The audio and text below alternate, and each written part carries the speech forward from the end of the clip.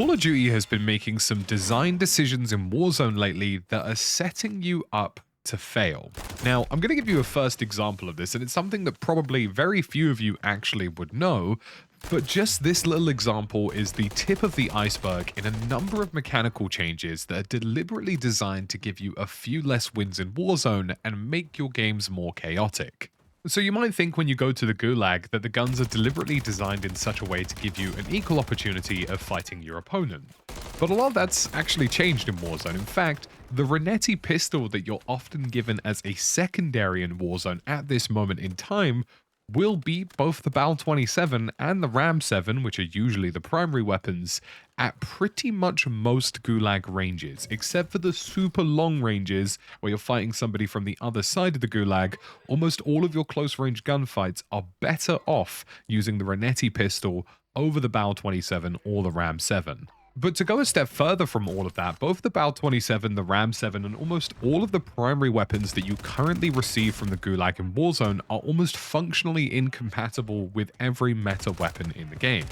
Meaning that if you land near an opponent or near a squad with even remotely meta weapons or even just basic ground loot, the statistical likelihood of you winning that gunfight is extremely low. The Bal 27 has one of the worst TCKs in the game, and the Ram 7 is pretty close to it. Almost any ground loot, MCW, SVA, or Holger 26, is guaranteed to beat those guns at any given time, and the current superior Kar 98 meta means that you will 100% lose the majority of your fights unless you get a huge drop on an opponent, and even then with 2 plates, it's not even a given. This example of just one mechanical change is a perfect example of how some mechanics in Warzone have now changed fundamentally, in such a way that you cannot compete in certain scenarios, and that your ability to win and lose certain situations has completely flipped on its head. So make sure you drop a like on this video and continue watching, because there are more secret tips. It's not just the Renetti. There is so much functionally that has changed in Warzone that we're going to cover in this video today and save you guys from getting unnecessary losses in game. So we've already covered how Gulag weapons are making you lose games, but the second one is most definitely the new bunker system in Warzone.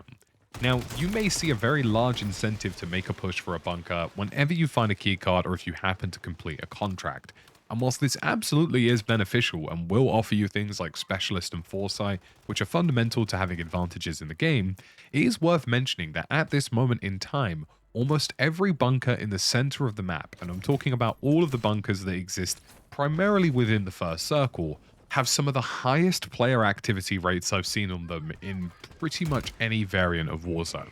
Not only do these bunkers deploy a zipline, which is a guaranteed marker that that bunker has been opened, that everybody can visually see on the map, but those ziplines in themselves are attractive prospects for rotations, and almost 90% of the time those players will at least drop in to have a look at what has been left behind in the bunker. So whilst these new bunkers are extremely promising in terms of getting gear and getting loot on board early, they are also one of the largest activity centers in Warzone at this moment in time, and with the deployment of the drone overhead on bunkers, they are deliberately designed in such a way that they attract attention. They are designed to bring people to those circumstances, bring them to those fights, and make sure squads start taking each other out. The next substantial change is the new fast boot mechanic, which many of you are finding in loot crates across the map in Warzone. These fast boots are phenomenal when you have them equipped and allow you to infinitely tack sprint, covering much more ground with 0 delay and allowing you to be both more aggressive when you're attacking opponents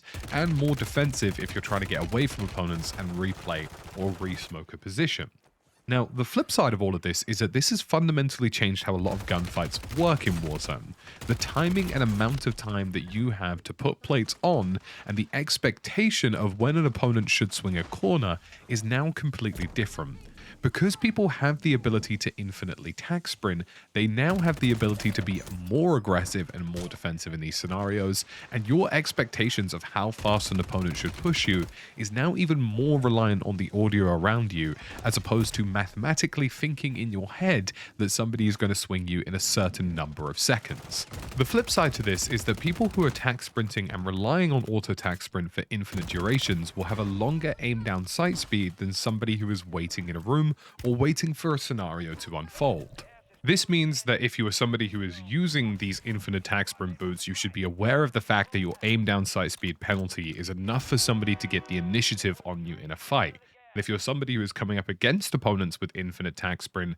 that you will have some advantages, but your ability to escape those scenarios is now going to be greatly reduced. I really feel that this has changed the dynamic in Warzone at close range, and I don't think enough people are really talking about it because they don't see the fast boot mechanic happening in real time when it happens against them. Nobody really notices if their opponent has infinite attack sprint unless it's specifically pointed out to them. But once you start having it in your head that this is a mechanic that exists in the game now and radically changes how things work at a close range level, then you'll really realize that it's making a huge difference in game right now and is something that you need to pay attention to. Now, I don't know about you guys, but this next tip I think is something that a lot of players are starting to slowly recognize and notice. The end circles in Warzone as of Season 4 Reloaded are more chaotic than ever before, and the introduction of Foresight is exactly what has changed all of this. I genuinely believe now, between recon contracts and the active availability of Foresight,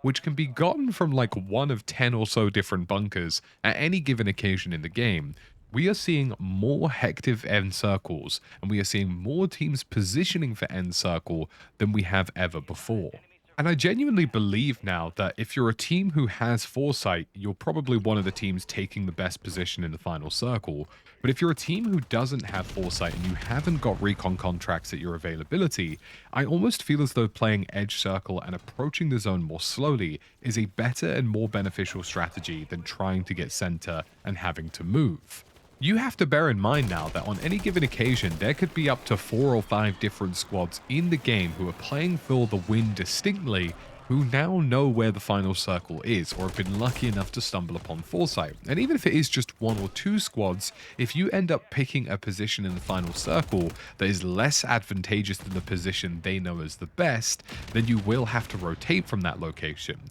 And rotating from that location is likely what will get you killed in those final circles. Which is why I genuinely believe if you don't have Foresight at your disposal, and it's not something that you've picked up from a bunker, you should be playing Edge Zone as much as humanly possible in your new approach to Warzone in Season 4 Reloaded. The final thing we have to talk about is thermal sights. There is simply no avoiding it at this moment in time that thermal optics are the most dominant thing in Warzone, and you just cannot not play without them. I don't care if you don't like the way the thermal sights look. I don't care if you don't like the microtherm, you don't like the specters, you don't like the Schlager night view, even if you don't like any of the thermal optics in the game. You just have to use them. They are possibly the most advantageous thing I have seen in a game of Warzone, with the fact that smoke grenades have now kind of become ingrained in Warzone, and everybody knows that smoke grenades are necessary for rotations on the map. We've now reached a point where a counter to smoke grenades like thermal is one of the most critical pieces of the game at this moment in time. If you can't counter smokes with things like thermites, molotovs, or grenades, and you get medium success with them, a thermal is a guaranteed victory. I genuinely cannot begin to explain to you the amount of times the last couple of weeks that thermals have basically bailed out a match for me or won a match for me because it's well within double digits or even triple digits at this point. They are effectively a fundamental part of my game in Warzone right now, and I really feel like if you're not using them with the current way the game is working with Season 4 Reloaded, you are truly missing out. Hopefully these tips and tricks were useful, folks. If they do change how Warzone works for you, let me know in the comment section down below, and I'll catch you again in the next one.